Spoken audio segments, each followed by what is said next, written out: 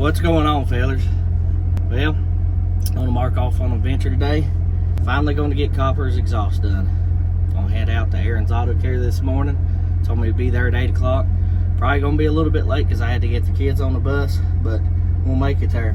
Finally got this thing tagged, and after I get this exhaust on, we'll check the ball joints and everything, and then maybe this thing will be ready for a sticker next. But anyways, y'all make sure that y'all tag along. If you ain't subscribed, make sure you subscribe now. Like this video, share it, smash that bell. So that way you can get some more of this cornbread content that I'm trying to push out. Welcome to the channel.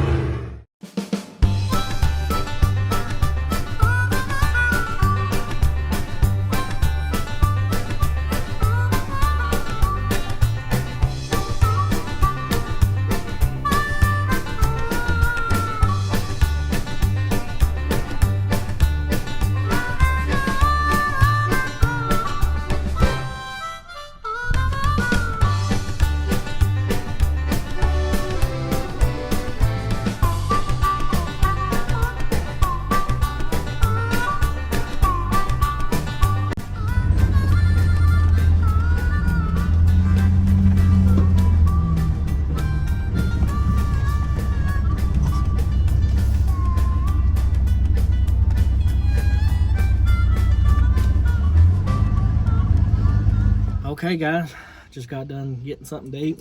Going to head to Levi's shop where y'all can hear this thing. I think it sounds pretty good. You know, like I said, it's got a good little tone to it. It ain't too loud just yet. If you ever had dual exhaust put on by a shop before, you'll come to find that usually if you drive it every day, give it about a month, so that way the exhaust can get coated, the pipes inside there, and they can thin out a little bit, and it'll get louder over time. Of course, some people think that's a myth because they think that the fiberglass, you know, in the glass packs years ago that they used to use all the time is the reason why that happened. But I've come to find that it doesn't happen as much as it does with the glass packs, but it still happens, and it gets louder if you drive it every day for about a month. Sounds good, but I'm gonna let y'all hear it inside the cab so y'all know what it sounds like.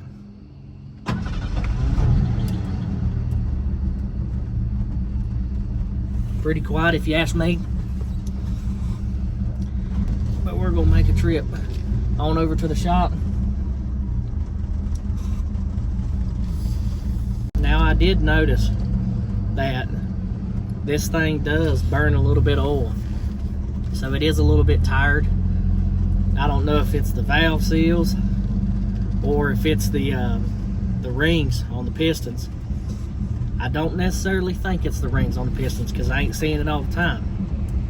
How you can tell the difference between the two is with the valve seals. Usually if a truck is sitting idling and you go to take off and it blows out a big blue puff of smoke out the exhaust pipes, that's usually when you can tell. Because if it's the rings, it's going to be constantly burning it all the time as you drive. It's just not going to be puffing out one cloud of smoke and then clear up as you're driving. And also, when you leave it sitting overnight and you go to start it in the morning, it'll do it first thing in the morning. So if I was to guess, the way it looks, of course, you know, I haven't drove it much, but I have started it multiple times at the house. I'm thinking that the valve seals on this truck is just completely gone. They probably maybe got dry rotted after sitting there for so long. They sealed back up a little bit, but it's smoking, so who knows? might do a full and complete overhaul on this thing one day when she wears out a little bit more, of course.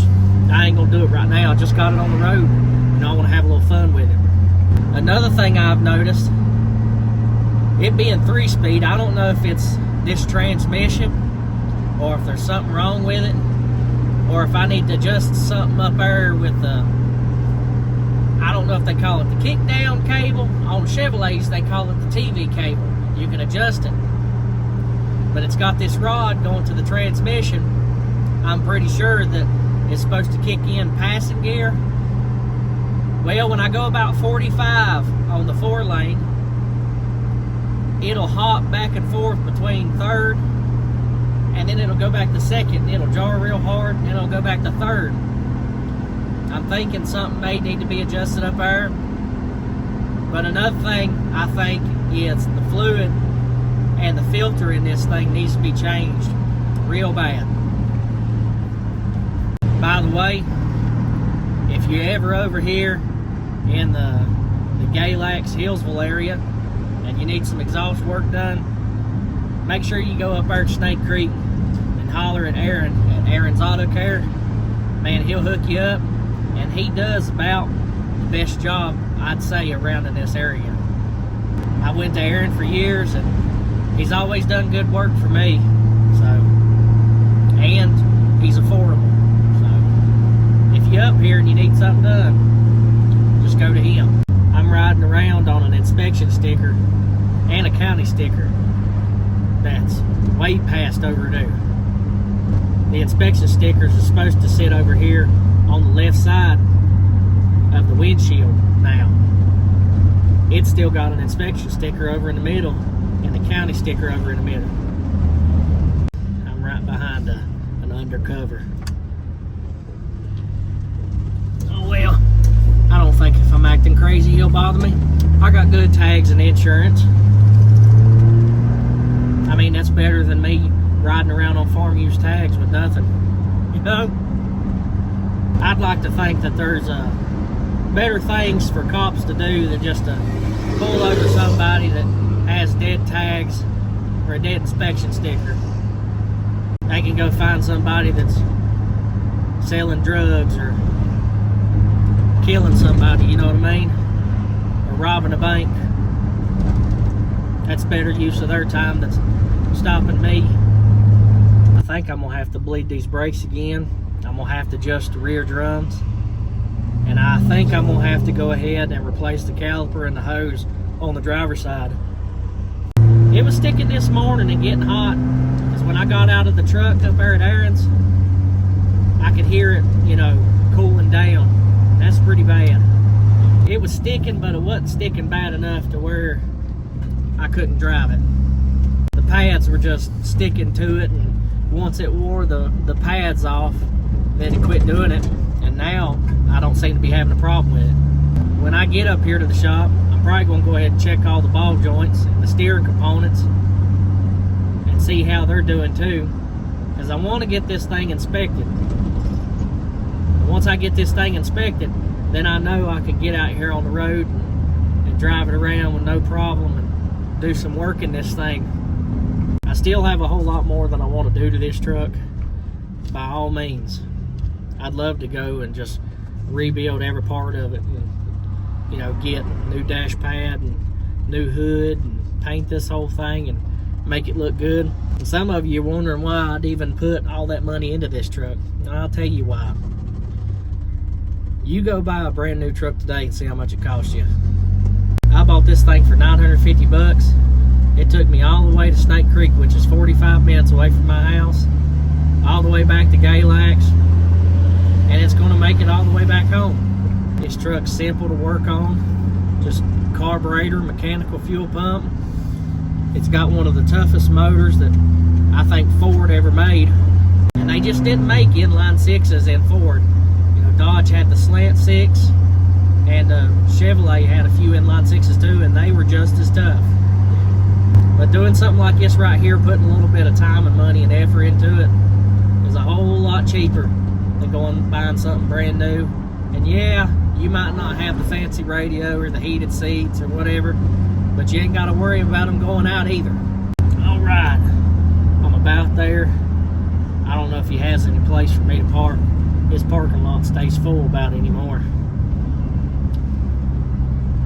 I'm gonna see if I can't pull in here. All right, there we go.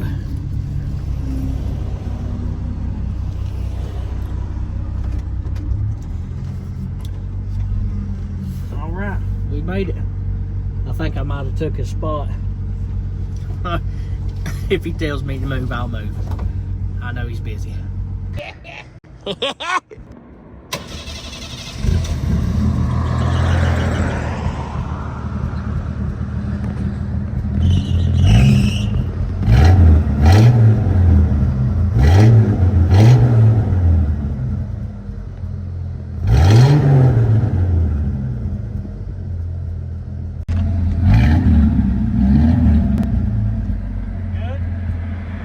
Guys, so I'm down here at Nanny's. I usually get a reaction from her too, and she loves, you know, hearing exhaust, especially if it sounds good. Let's see what she has to say about old Copper's exhaust. Just before we go in, that looks pretty good.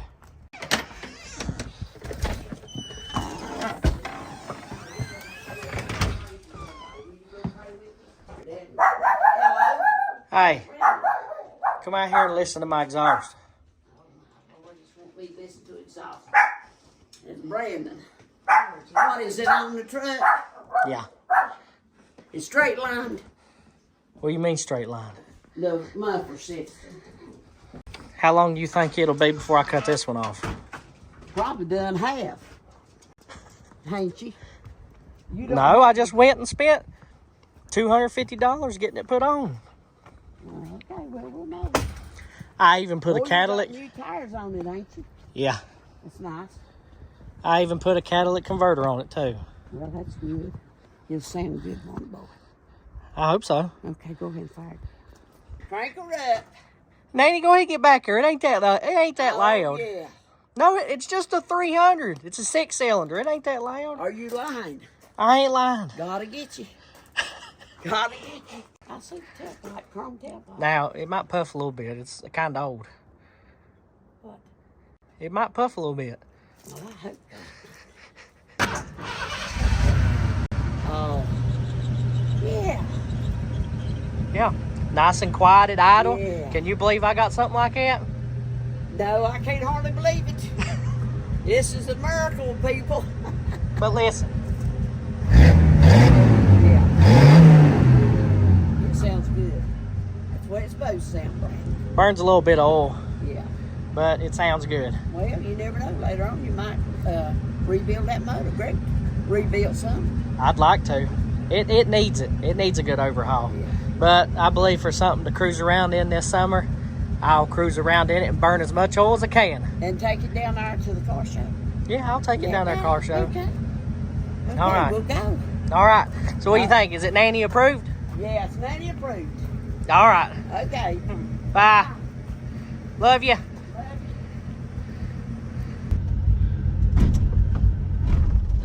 Well, you heard it here first. It's Nanny approved. Yeah, it's just like I said, the older I get, I appreciate a good sounding exhaust. Something choppy, something loud. But I also appreciate if you're gonna drive something every day, you don't want that sucker so loud that it's overbearing and you can't even talk to your passenger that's in here. Plus, who knows? My wife one day might decide to get in this thing, hop in it, take it for a spin. The reason why I'm glad it's an automatic. She knows how to drive a 5-speed. She don't like driving it though. Gosh, that sounds a whole lot better than what was droning. Sounds so much better. I'm gonna have to move my lawnmower. I don't know why in the world I decided to park it in the driveway.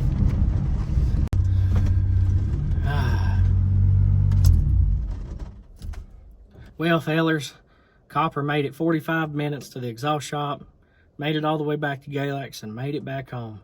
He done a good job and he sounds a whole lot better now. Next step in the process is checking the ball joints and all the steering components, making sure everything's good with it.